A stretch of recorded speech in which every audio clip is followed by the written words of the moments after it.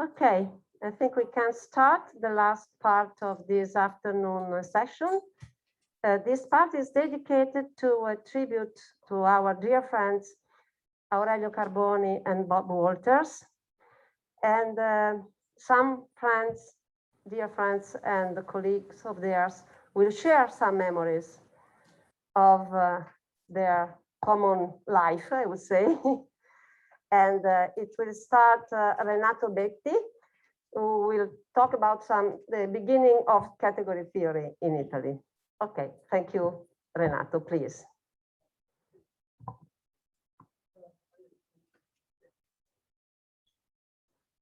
Okay. So I will tell you a story, basically. As Sandra said, I've been asked to remember two of our colleagues and friends who have passed away in recent years. I will read some notes because I'm not so fluent in English.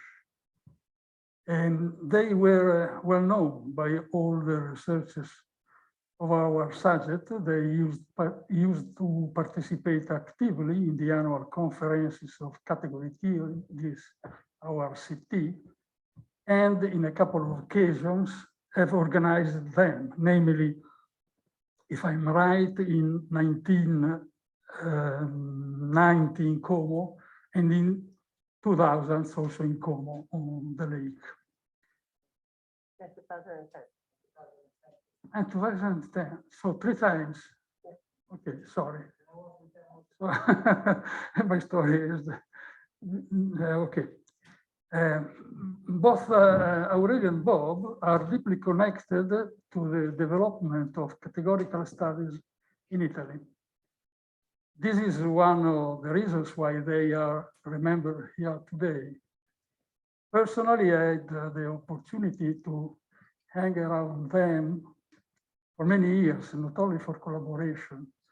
On some occasions, as part of our friendship, we have been on vacation together with our families. So it is difficult for me to speak of them in a formal way, to find the right words in order to give you an idea of their personality, both as persons and mathematicians. Many impressions mixed up in my memories. Aurelio was, since the very beginning, an active member of the primordial group who initiated the studies and the research on categories in Italy, as well as their dissemination in the initial stage when nobody in this country was still working on categories or even talking about them. Bob joined us in a second phase by contributing in an essential way who enriched the body of ideas we were working on and helping to support new groups of people doing research about categories. And this was first achieved with frequent exchanges between us and the Australian school, and then officially when he became a full professor in Italy. Others, I guess George, Janelidze, and Ross Street, we speak in more detail about their production, their research topics, and their work. We speak about their international collaborations and the results they achieved. From my side, I only intend to mention their work on motivation, the sense and the interest they developed, not only with their personal activity, but also with their friendship to people, individuals or groups of researchers in Italy. They made a big and warm contribution to the increase of new collaborations. A new consciousness about categories is largely due to them. In this sense, paying homage to Aurelio and Bob means in large part telling the story of the both of the categorical studies in Italy, or rather, I say the story, a story, I should say, the one I know because I have participated in it in some way. For this reason, I will have to say something about myself, and I apologize for this. So let's consider mathematics in Italy in the early 70s, exactly 50 years ago. Perhaps the first group that took an interest in categories was born at the University of Milan. I say perhaps, because others in other places would justifiably say the same thing. I'm thinking of Parma, Trieste, Rome, and even Genoa, where we are now. I'm thinking of all those Italian universities in which small groups or even individuals were looking for their own way to research on the then little established notion of category. They were looking for it as everywhere, in logic, in algebra, in geometry, in topology. Everyone with its own motivation, everyone on their own, often isolated, a sort of primordial chaos in the Italian category world. Was it possible to summarize in such a notion of the previous experience and arriving at something new? This question was not so clearly formulated at that time, but it was essentially of this type. Not easy to answer if you are left alone to decide. So my story begins in Milan in the early 70s of the last century. It would take a few years for us, being confined in Milan, to know people in our place and meet them, to become friends, understand that we had common research interests, exchange experiences with each other, and collaborate. You may ask why it took so much time, even years. One may think that this was due to a lack of interest, but as a matter of fact, this long period was due to a sort of intellectual inertia that was reigning in many Italian research centers in those years. A form of aging, both of people and of topics that affected, and in some sense is still affecting, many Italian universities. My impression is that, especially in those years, mathematics in Italy was still connected to an old conception of research. A few academic barons, as they were called, imposed the research argument. They were convinced that it was useless to develop contacts with other mathematicians and not necessary to travel and get to know new people. The implicit idea was that a mathematician works just by studying the classical papers written by all the masters of our masters, the famous barons. And that a pencil is enough to write down slight improvements to all papers, namely those improvements suggested by our masters. New ideas were reserved to them. So the story I'm telling you is also the story of how this intellectual inertia was broken, at least in the field of categories, thanks first to Aurelio, and later with the involvement of Bob and a few others.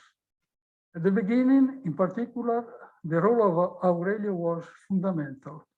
He played a great role because he was, in a natural way, everyone's friend, nice, ready to joke, with a sparkling sense of humor that was not at all in contrast with the depth of his thinking in mathematics. On the contrary, when depth of thought comes together with the ability to connect emotionally with other people and with the pleasure of staying together, the result has always a great effect. I had known Aurelio since the late 60s. I was preceding him by 1 year in my studies of mathematics at Milan University. So when I got my degree, for one academic year, I became a teaching assistant in an exceptional class of which Aurelio was a member. Many others of that class would become known mathematicians in different Italian universities and abroad. This thanks to them, if the situation of Italian research slightly changed and is still changing. Another young and brilliant member of that class who would play an important role in category theory was Giancarlo Melloni. He was especially interested in mathematical logic. At the end of that crucial year, when also Aurelio and Giancarlo graduated, they were offered a scholarship, while I continued to be an aspiring researcher with enough old geometry behind me, but few future perspectives. Each of us was continuing on the path marked by his reference baron. Aurelio dealt with ordered structures, relations, equivalence, and so on.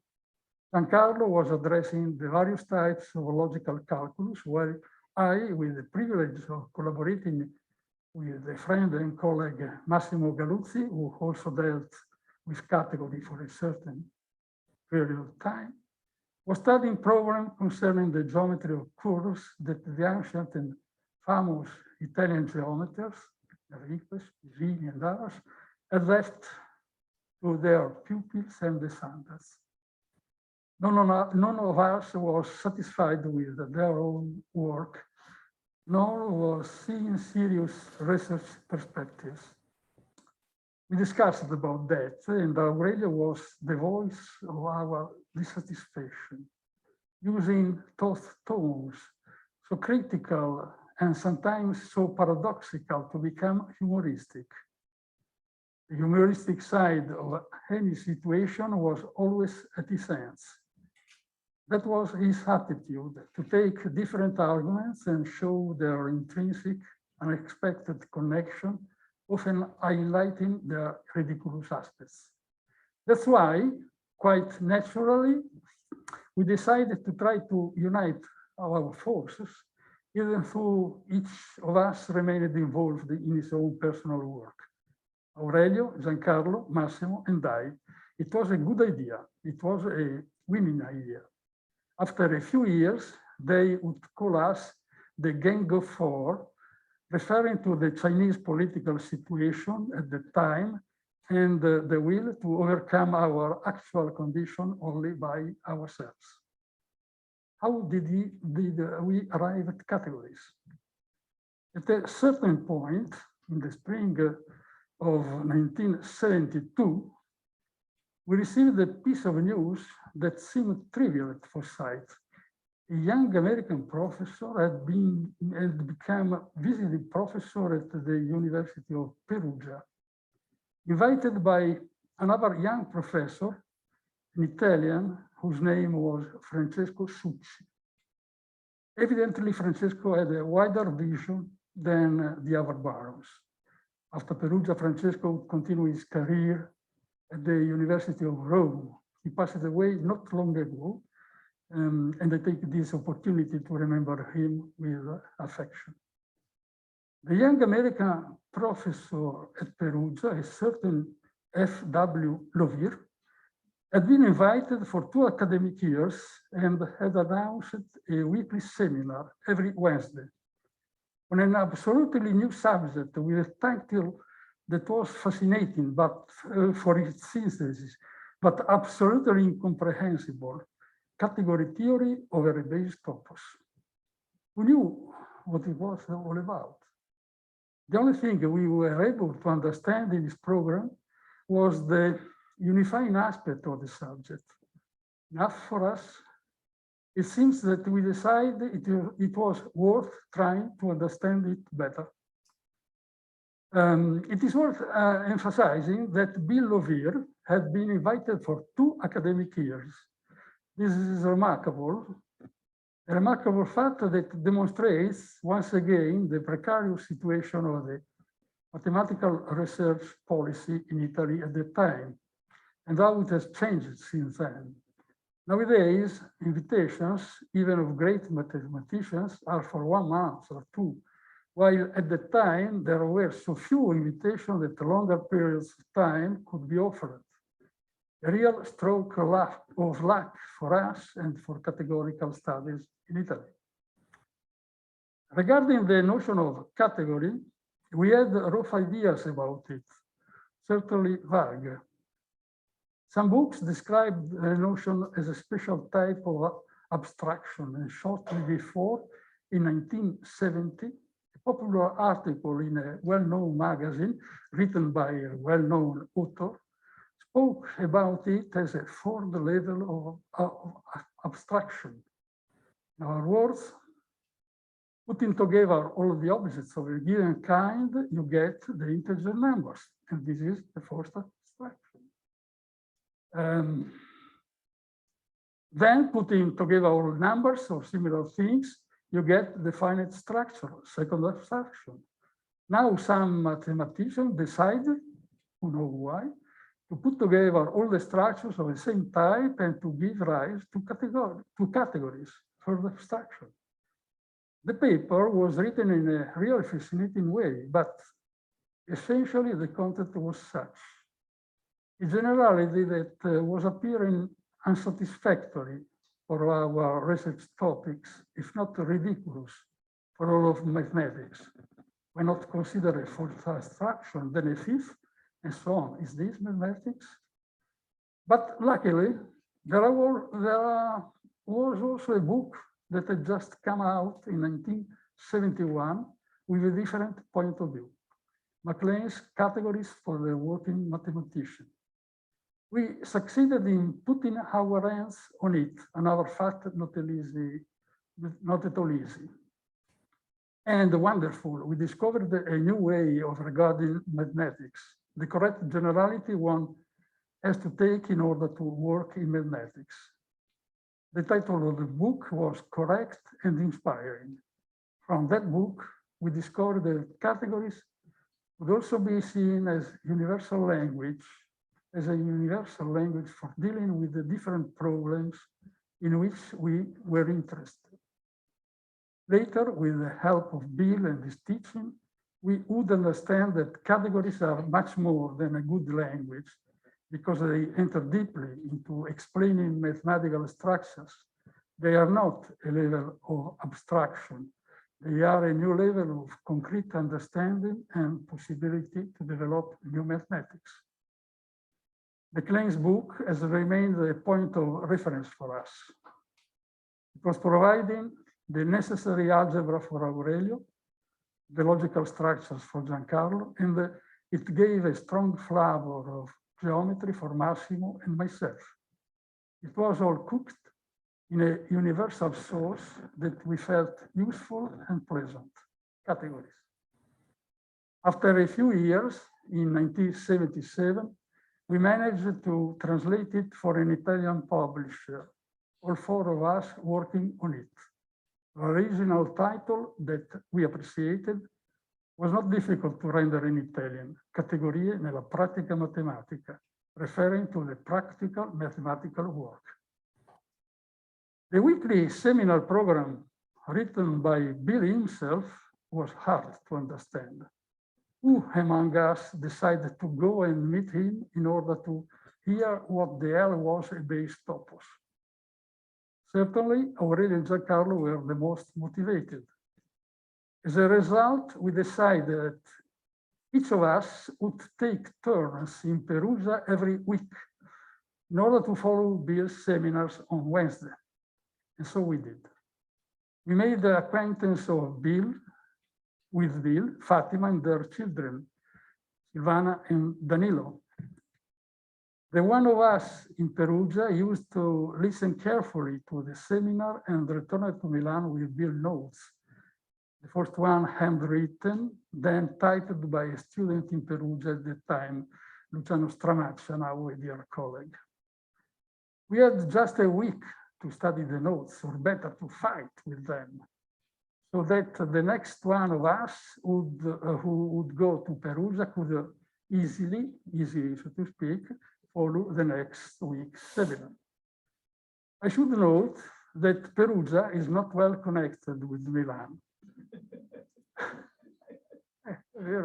It's true. The journey took approximately 5 hours by train, perhaps today a little less. Therefore, the one of us in Perugia had to sleep one night there on his own expenses as a further confirmation of the situation of the university research policy in those years. But they were two exciting days to enjoy later with the gang while studying the notes, trying to clarify the doubts, writing on a notebook or the questions to ask Bill the following week. Category theory of error-based topos. Bill's weekly notes is an unfinished book. It was never published, but it is well known, read, and appreciated by all scholars of the subject. To us, it opened the door. Through these notes, we learned the fundamental aspects of categories, the fact that they allow one to override traditional, often artificial boundaries between subjects, but more importantly, we sought to learn a new way to regard the world of mathematics and insert it into the real world, both the world of things and of rational thoughts. Aurelio's insight was able to clarify most algebraic passages, and Giancarlo's ability allowed us to explain any logical doubt. It remained the sense of the work and the pleasure we got each time when one of us was able to get a new idea about it. Bill's style taught us the way to consider and connect different things. It explained that there are no specific, unique, and significant facts only for some special case, that everything can be traced back to a conception, to a vision, to a policy. Everything should be regarded as a whole. Hopefully, we have learned enough of this style, of this way of thinking, and you will understand what I'm trying inelegantly to say. And there is no point for me to go on this subject. After that, our story continues in a more relaxed atmosphere and with much more satisfaction. We invited Bill to Milan, and his frequent visits continued even when he finished this period in Perugia and returned to the United States, taking up a position in Buffalo. Perhaps not everyone knows that during those years, Bill had the opportunity to officially become a full professor in Italy, at Rome, as a winner of a national competition, a chair in algebra. But communications were not easy at that time, and I imagine that's why Bill learned of this opportunity when it was too late. We are left with the regret of not knowing what would have happened with the categorical research in Italy if he had known in time and accepted the position. There were our events, our invitation, among which I would like to remember was with Anders Koch, who explained us the most delicate passages with patience and precision, and with André Joyal creativeness. We developed our contacts in Italy, such as with the logical group of Mario Servi in Parma, and with Fabio Rossi and Cristina Pedicchi in Trieste. Aurelio was often the authentic glue for these collaborations, always bringing to them a true flower of friendship. So during the 70s, the world of categorical research in Italy was growing and unifying. The initial Gang of Four was structuring differently because of different conception on how to carry out research as is natural in all human affairs. It dissolved. Massimo Galuzzi dedicated himself to history of mathematics. Giancarlo Meloni tended to isolate himself with his students. Aurelio and I continued to collaborate together and with the help of people in different places.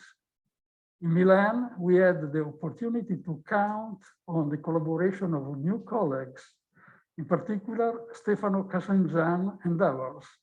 It is not possible, as well as boring, to cite every place and everybody. Now we arrive at a turning point, 1979. Bill invites Aurelio to Buffalo as a teaching assistant for 1 academic year, and during the same time, Casangian gets a 6-month scholarship from Max Kelly in Sydney. The result is, on one hand, that Aurelio receives the decisive push towards many international collaborations. And on the other hand, Stefano Casangian motivated the whole group of Australian categorists, Max Kelly, Ross Street, Bob Walters, and Mary Adelman, to follow the work of our groups in Italy, in particular in Milan, where we were developing the new notion of enrichment by category. As a result, we got some good papers on this subject. It is worth citing just one of them that we called the 4-name paper, Variation Through Enrichment, by Aurelio, Ross Street, Bob Walters, and myself. A general synthesis of the topic, dense and complete, truly symbolic of our collaboration, written after a 4-month period of Ross visiting Milan and published in 1983.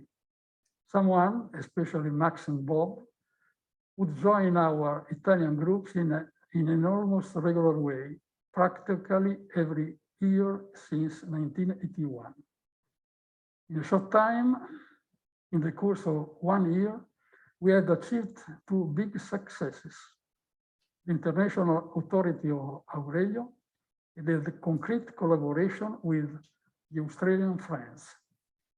Aurelio was not only good and nice, but an original and deep-thinking mathematician. Bob Walters, besides being an original and deep-thinking mathematician, was a friend of Italy, the country where some years later he would come to live.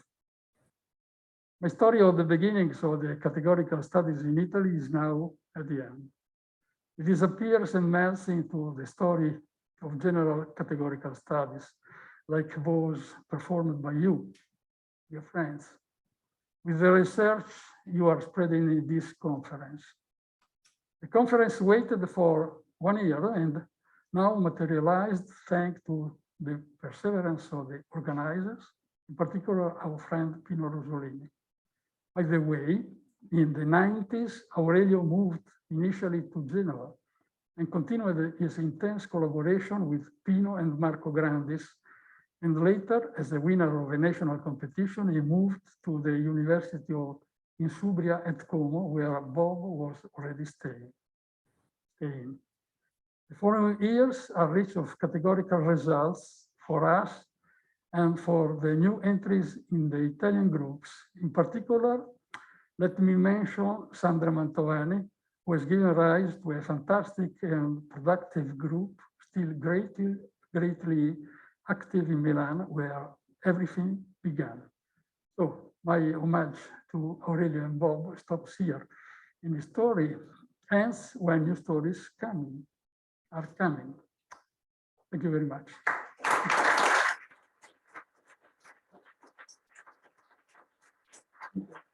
No question.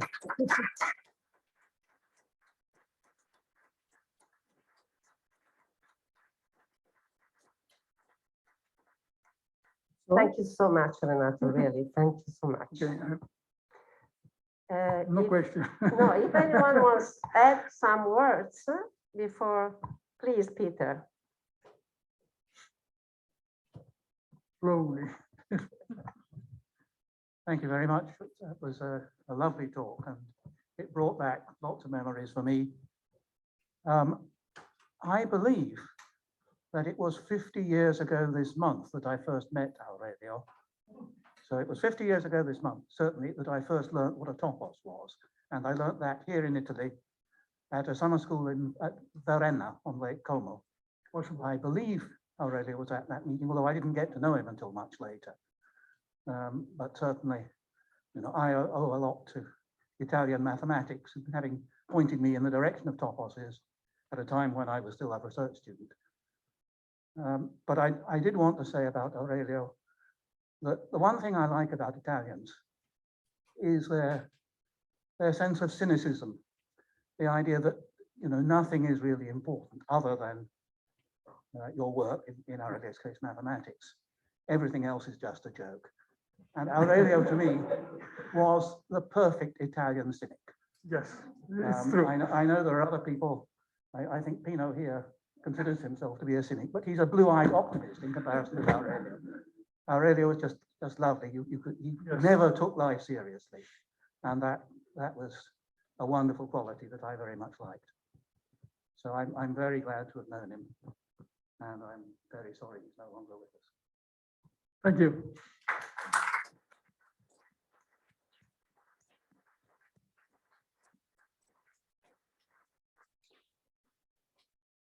Thank you, Peter. Anyone else wants to say something? If not, Pino, no, not yet, no. I have nothing. No, I know you talk very well. Thank you. And now we are in time to see a recorded video by Ross Street. So in a few moments we'll be ready.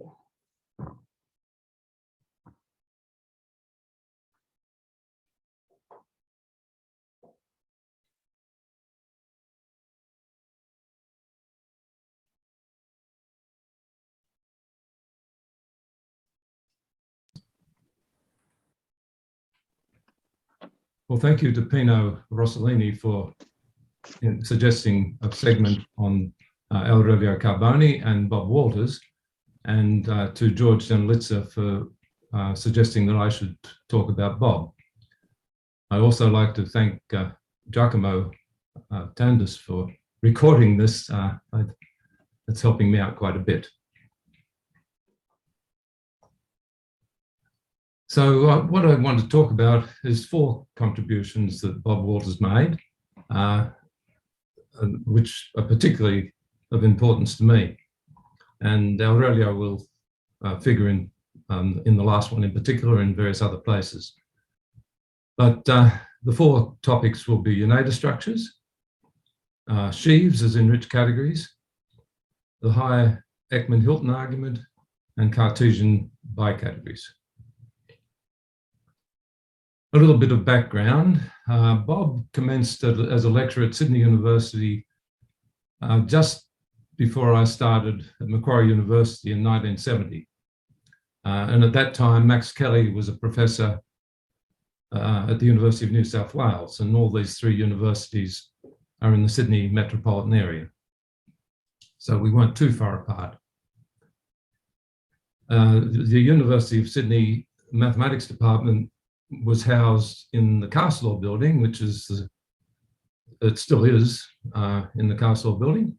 And it's actually named after Bob's uncle, who was a professor of mathematics at the University of Sydney many years before, Horatio Scott Castle. He was a fellow of the Royal Society of Edinburgh, and Bob has Castle as one of his middle names. Anyway, Bob had just finished his PhD in category theory at ANU, the Australian National University, supervised by Hannah Neumann and Stanislaw Sviatkovsky at the in Canberra. And the thesis was a categorical approach to universal algebra. And in that thesis, in particular, it had the no iteration view of monads, which have become the way computer scientists look at monads, and is also important in mathematics apart from computer science. And as far as Oneida structures were concerned, Bob and I started meeting in his office. We'd already read Bill Levere's paper in the La Jolla volume, seeking a categorical foundation for mathematics. And we're very impressed by that. And what we wanted to do was to add the Oneida embedding as a fundamental thing in category theory, and that should be there too. And we knew about two categories, the definition from Charles Ehresmann. Arnberg Kelly had two categories, both as examples of enriched categories, enriching cat, and as a unifying or a context for developing their enriched category theory. And also John Gray was at the University of Illinois when I was there in 1968-69. And he developed a lot of two-category theory. But at that time, mathematicians were a bit hesitant to think about functor categories, functors from A to X, unless A was small and X had small Helms. And we would have liked to have had a foundation without any size considerations at all. And maybe that's possible. We couldn't see how to do it. So we wanted to build in the size in a way that would accommodate the usual set theory foundations, but also just be part of the structure. Sorry, okay, no problem. So we settled on the structure of a two category. And instead of, well, with a two functor, which is contravariant in both the one morphisms and the two morphisms. And this two category should have some distinguished morphisms which gave access to the size structure. And the axioms were mainly expressed in terms of the internal to two category version of Kahn extension, which we just call extensions, and liftings, which are dual to Kahn extensions when you reverse the one morphisms.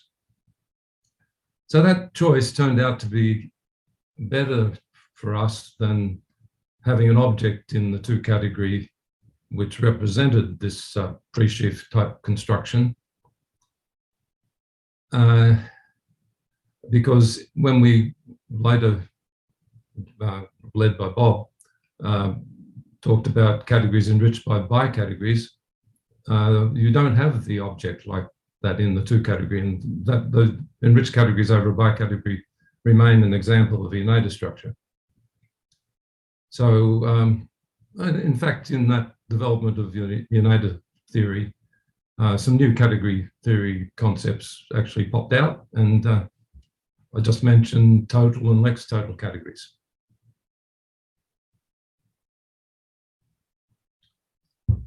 And we communicated a bit of these results around that time.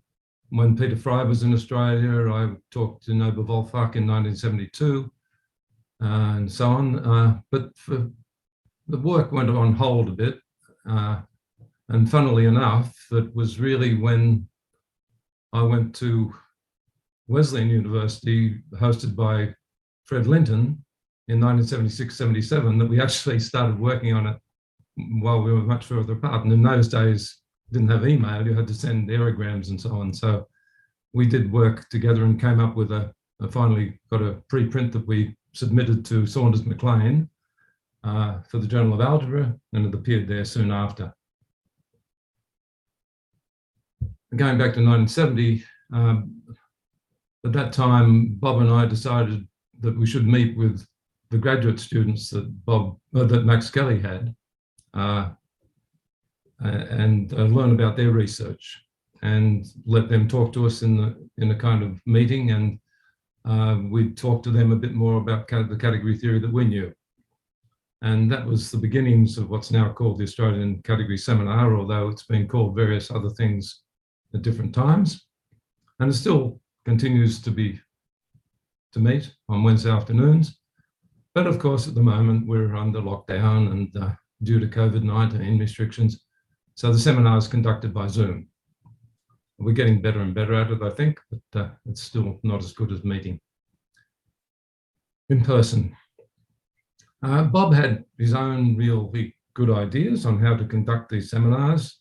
One of his rules was that the speaker, even if they didn't know what they were going to talk about, should at least write a clear title on the board, and then not write the abstract beforehand, but after the talk, so that you could keep the talk spontaneous and then give the abstract about what you really said. Another helpful thing for me was that Bob organized a workshop as part of an Australian Mathematical Society Summer Research Institute at the University of Sydney, which must have been in January 1972. And he coaxed me to give a few talks on monads to attract some of the people working in algebra. And that was really, the notes from those talks became the formal theory of monads. So without Bob's coaxing, that wouldn't have been written.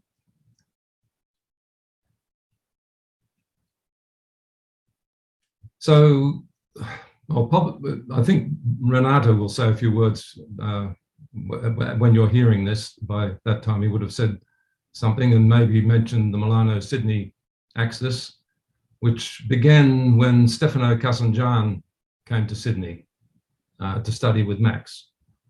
And that was the development of a very good relationship. Bob really developed that quite a bit, this axial collaboration with our Italian friends.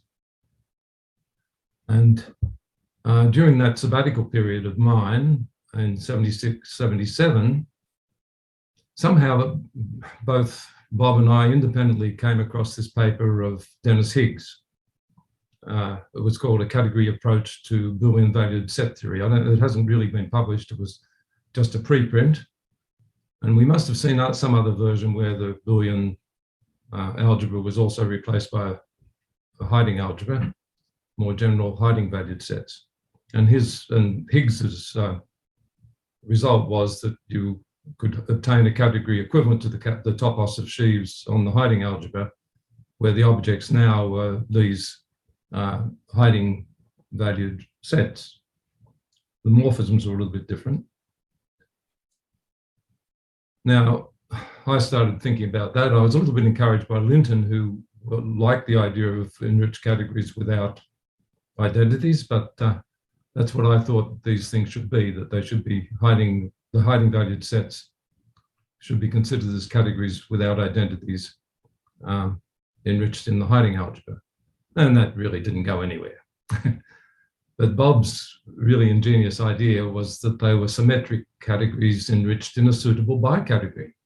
And the bicategory was constructed out of the hiding algebra. And he wrote a KA paper on that. It was published in KA. There was no need to leave out the identities. The morphisms between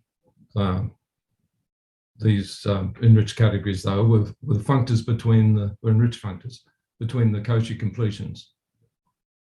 And this provided a really good example to justify extending Bill Levere's notion of Cauchy completion for categories enriched in a monoidal category to the level of categories enriched in a bicategory. And Renato Betti had conveniently defined this concept, taking a bicategory as a generalized monoidal category and then looking at enriched categories for his work on automata, I think, seem to remember. And Bob also dealt with the general Grothendieck site in place of the hiding algebra, and showed that they were categories enriched in a bicategory. And that paper was published in the Journal of Pure and Applied Algebra. There's a picture of Bob, which I grabbed from the net somewhere. I couldn't find any in my own files because I didn't take many photos until I got an iPhone. Now here's a bunch of papers. There are a lot of papers, I think, that were influenced by that work of Bob. Here's just 7 of them. I talked about the Cauchy characterization of enriched categories in our seminar, and Bob was really delighted by that. That was categories enriched in by categories, and not just the locally partially ordered case, and how that went up to the modules and so on. Anyway, I won't talk about each of those papers. There's a lot to say. There's the second paper there is with Renato Betti and Bob Walters, how the symmetry notion, which you need to, if you really want to pin down the set value sheaves, how it extends from the enriched category to the Cauchy completion of that enriched category under a condition. And that condition was the one that Freud had considered when he was dealing with relations and so on. And the last one I should mention too, Aurelio's in that one. It was kind of Aurelio's suggestion that we should try and reverse the process in one and go from something like W cat to W mod, or W dist, if you like, or prof. And it became part of a posthumous PhD thesis of Scott Johnston, joined by Dominic Verity in an important way.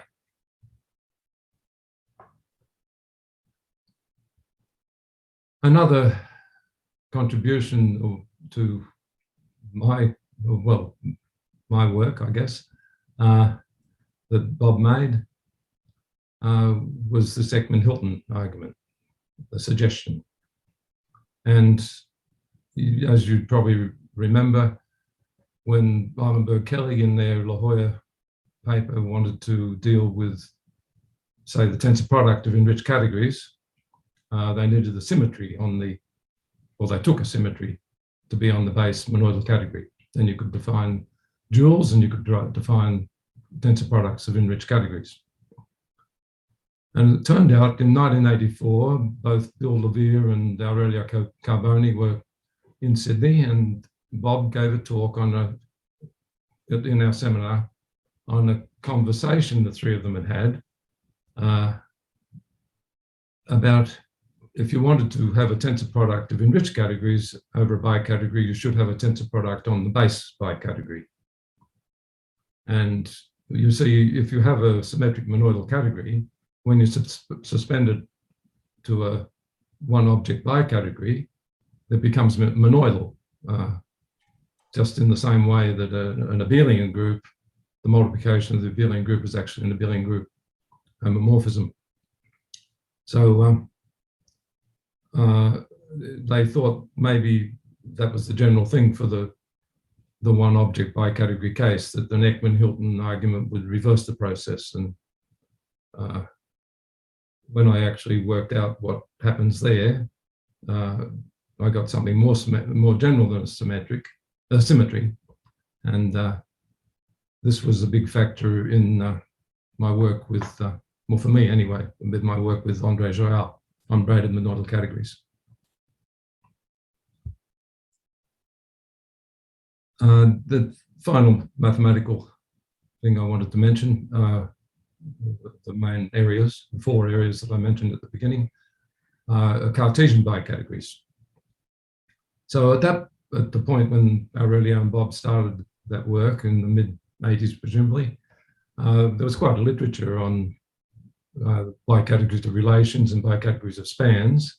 So bicategory relations in a regular category and bicategories of spans in a finitely complete category. The Cartesian product coming out of the C or the E gives you a monoidal structure on rel C and span E, and it's not the actual bicategorical Cartesian product in those bicategories. It's come from the Cartesian product in C and E, but not in there. And so Bob and Aurelio worked out the special nature of that monoidal structure. And that was really a lovely story. And it turns out that that this is actually a property. That monoidal structure is what they call Cartesian. And that's a property, even though you can give it as a structure and axioms and so on, but the bicategory either has it or doesn't. And the first paper published on that was the locally ordered case where the bicategory you're talking about, the Cartesian bicategory, was locally partially ordered. And that was published in JPA, Aurelio and Bob. And it characterizes, so it defines Cartesian bicategories, locally ordered case, because the monoidal bicategories hadn't been defined totally at that point for the general case. And they characterize rel C. And in particular, in doing that, they pick out the discrete objects. And the discrete objects are the analog, or they have that kind of structure that are separable, or Frobenius algebra has. So that's where that was an interesting thing. Of course, Levere had talked about Frobenius monads and so on in earlier papers, but this was a new use of that kind of structure. And the paper's got a lot more in it. I'll leave you to enjoy reading it again, maybe. Now, to deal with the non-locally ordered case, more people came into the act, and we had Max Kelly, Richard Wood, and Steve Lack, and they dealt with that case, defining Cartesian bicategories in general in a later paper, and then characterizing span E.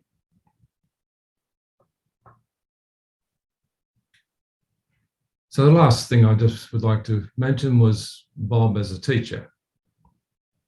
So he supervised 7 very impressive PhD theses at the University of Sydney. The first of those was Mike Johnston. He supervised various honours students, and Steve Lack was one of them, and so on. Giacomo, who's recording this for me, is a kind of a grandchild, therefore, of Bob Walters, because Steve Lack is his supervisor. And Bob was actually a very charismatic lecturer, completely different from Max Kelly and me, of course. But he had a very successful undergraduate course, a third-year course, which is the last graduating, the year after which you graduate in, normally, unless you do honours in Australia. The course was categories in computer science, and he had a very original view on that, I think. And it attracted many students to the subject, many Sydney University students. And Bob's technique of lecturing and even in conversation was telling enough of the story to make you think you'd like to go away and work out the details. And yet, of course, Bob knew all those details. I even liked his first year calculus book with Carl Verheyen. I think that's pretty individual. It's different from the others that followed, kind of Lang and so on. But the book on categories in computer science, which was based on his third year course, was published first by Castle Press, which I think he set up at the University of Sydney, published in 1991, and then later on was picked up by Cambridge University Press. And it's quite innovative and popular. So there's a lot more to tell, of course, but I'm leaving out everything about computer science. There's a lot to tell there in many publications, but I had 20 minutes more or less. So I hope that was useful. Thank you very much for your attention. And enjoy the rest of the conference. Thank you.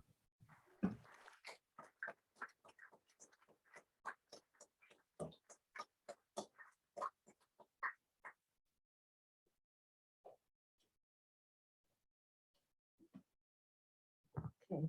Many thanks to Ross Street for his contribution, and unfortunately he couldn't be here because of the COVID restriction, as you know, from Australia. And now is the time for Janelidze contribution, and he is supposed to be online. Over there, if we open the microphone of George.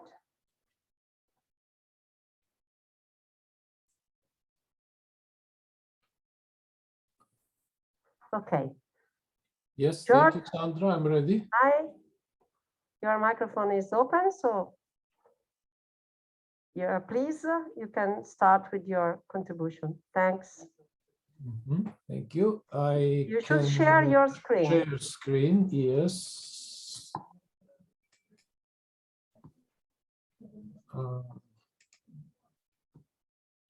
Share. Is it okay? Okay. It's just starting, but we have to wait a little bit just to see if it is working.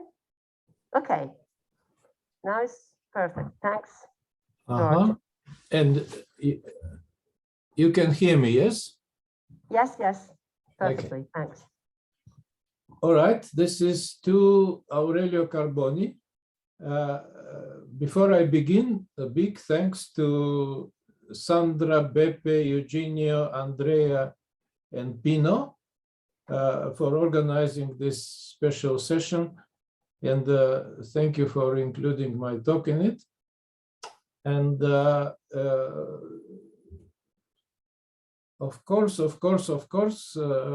happy birthday to Renato.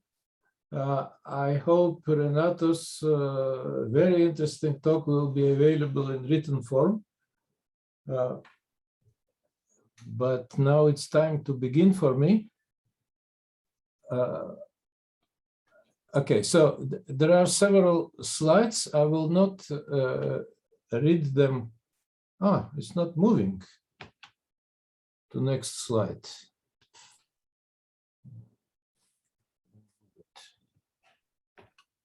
Moving. Okay, so this slide begins with expressing in a few words my admiration to Aurelio and Bob as brilliant mathematicians, but also we all know them as brilliant people, friends, and so on. That can be an infinite talk, but I will switch to what I was going to tell you. And this is a story of Carboni modular category, which is a story of just one discovery of Aurelio and of its impact. And the modularity story of Carboni is in this paper. Carboni categories of affine spaces. Okay, right. This slide moved without me, but good. A few words about modularity. It is written there. To many mathematicians, every lattice, reasonable lattice, is distributive. Nevertheless, this modularity exists. It is important.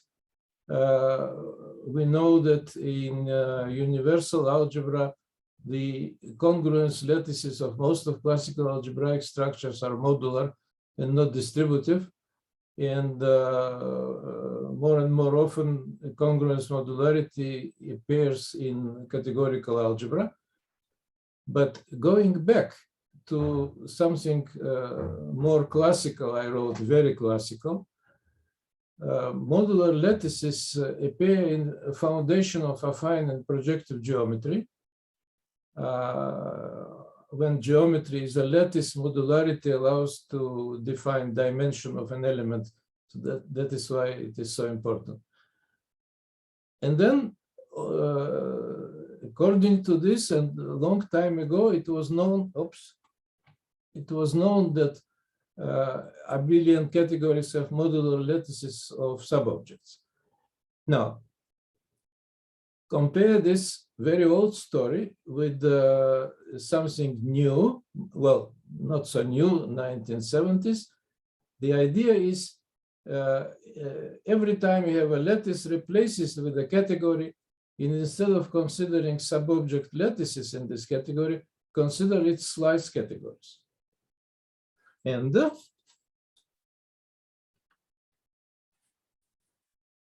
Aurelio puts these things together in an amazing way. He replaces modular law with what is written. This morphism should be an isomorphism for every f. Of course, in the case of lattice, this f becomes just that x is less or equal than z, and we obtain what is written above.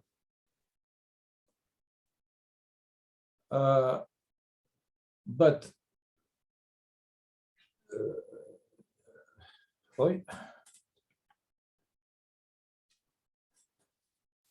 and then this condition strangely holds in slices of additive categories. And then a question, what can you do with the categories, with a condition which holds at the same time for modular lattices and slices of additive categories? To do something good with it, we have to replace modular lattices. And that's how nicely Aurelio does this. He calls a category modular. It's a category with finite limits and finite coproducts. If that above mentioned condition holds, and there is another one, and another one is on one hand nice. It holds in many cases like additive categories and say toposes or extensive categories. And at the same time, it removes lattices immediately. More precisely, well, here I'm rather repeating what I said. For a lattice, the first condition is modularity. In general, it has nothing to do with modularity of subobject lattices. It doesn't hold in sets for this reason of numbers, but never mind, don't think about it.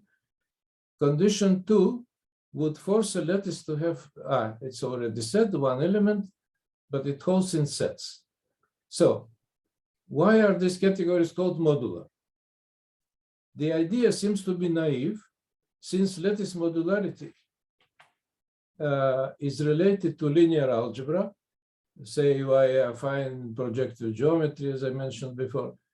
Modular categories should be defined as generalized additive categories and slices of additive categories. And it turns out that this definition says almost this.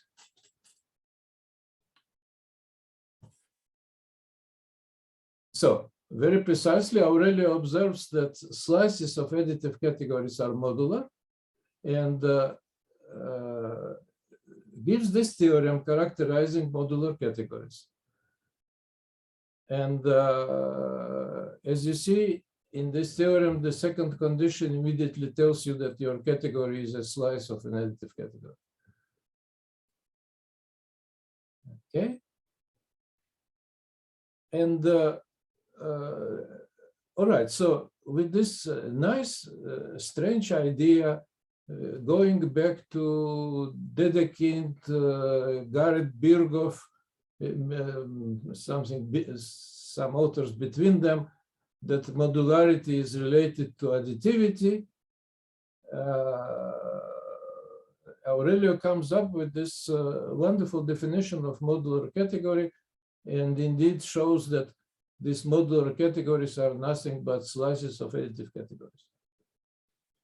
And then this paper inspired 4 others, at least. I'm not talking about later papers, of Peter Johnston, of Dominique Bourne, of Michel Thibault, and Aurelio and myself. The references are given. I will not read them.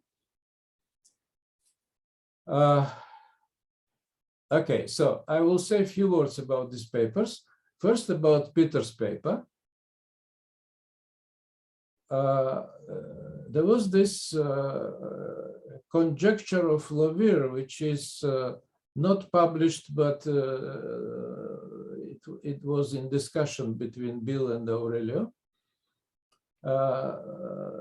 The slices of additive categories have this property that reflexive graphs in your category has unique structure of internal groupoid. And maybe it characterizes slices of additive categories. And the answer is no. Moreover, it is easily no, so the conjecture was probably originally formulated more accurately. Nevertheless, it's a good question, and Peter answers it perfectly. He introduces this naturally Maltsev categories and shows that this Lovier condition holds if and only if the category is naturally Maltsev. Okay. Second, here I say only very general things because to say more would be to give another talk. Categorical algebra, in this narrow sense, as generalization of the story of groups, rings, and other similar structures, did exist for a long time ago, starting from MacLean's duality for groups, but Dominique made a revolution in it by introducing proto-modular categories. And that revolution is a long story, which I would tell you if I had another 2 hours. And he arrived to this notion of proto-modularity after studying and thinking about Aurelio's paper. The third is the paper of Michel Thibault. He answered, he added several elegant reformulations and results. I am mentioning one of them. He proved that a category is with finite limits and finite products is Carboni modular if and only if for every such commutative diagram in it, the top row is a coproduct diagram if and only if the right-hand square is a pullback. And finally, my paper with Aurelio, where we characterized modular categories slightly differently than he did. Category is modular if and only if these 2 conditions hold. The first condition is the same as in Aurelio's theorem. The category of points is additive, but this is genuine points, not what Dominique calls points. What Dominique calls points is just split epimorphism, but this is the slice category, closed slice. And the second condition seems to be more appealing, for general, for many other parts of mathematics. It says that the morphism from 0 to 1, from initial to terminal object, is an effective descent morphism, which means that this canonical functor is monadic.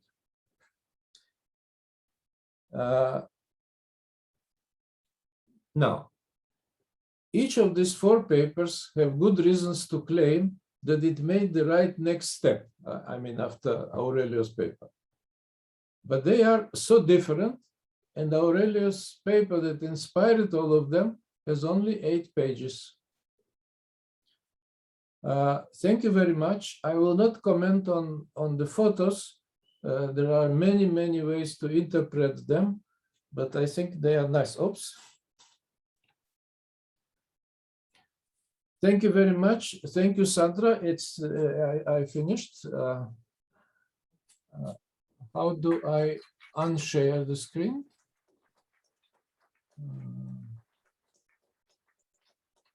I don't know. Thank you, George. Thank you very much for your memory about Bob and Aurelio's works. And I think that, okay, very glad to. Thank you. Yes. Thank you, George. That was a very nice talk. And thank you for your reference to my little paper about naturally Malta categories. I just wanted to mention, I heard Aurelio speak about his work. I think it was at an Isle of Thorns meeting, possibly in 1986. And he raised that question about how you characterize categories with the Lovere condition at the end of his talk. And I think I answered it in the question session. I mean, I certainly had the conjecture that naturally Valtsev would be the right answer.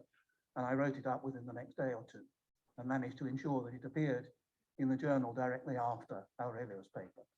So I just wanted to say that, you know, that interaction, you know, it couldn't have happened without the fact that Aurelio and I were both at the same international category theory meeting. And it shows, this is the point I'm going to emphasize in my own talk tomorrow. These meetings really are vital for the health of the subject. We must not allow them to vanish as a result of the pandemic. So thank you very much. Yes.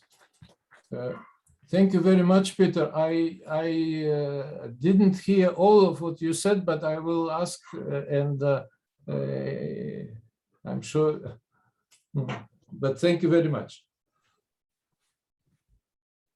Okay, so thanks to everybody for being here to the present to this memory, to this tribute to our dear friends, Aurelio and Bob. I was just finished to say one word. Aurelio and Bob, we miss you so much. Thank you to everybody.